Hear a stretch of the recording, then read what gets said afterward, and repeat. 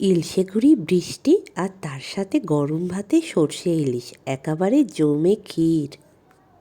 শুরুতেই ইলিশ মাছগুলোকে নুন হলুদ মাখিয়ে সর্ষের তেলের মধ্যে হালকা করে এপিট ওপিট উল্টে নিয়ে ভেজে নাও।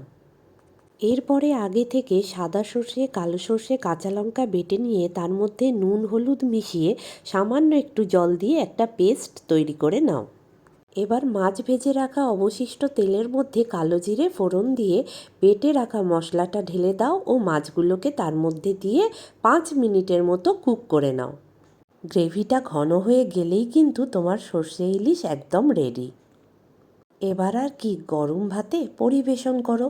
ও হ্যাঁ, নাবানোর পর একটু কাঁচা সর্ষের তেল ওপর থেকে ছড়িয়ে দিও, তাহলে কিন্তু স্বাদে গন্ধে অতুলনীয় হয়ে যাবে তোমার সর্ষে ইলিশ। আজ আসি, আবার দেখা হবে, টাটা।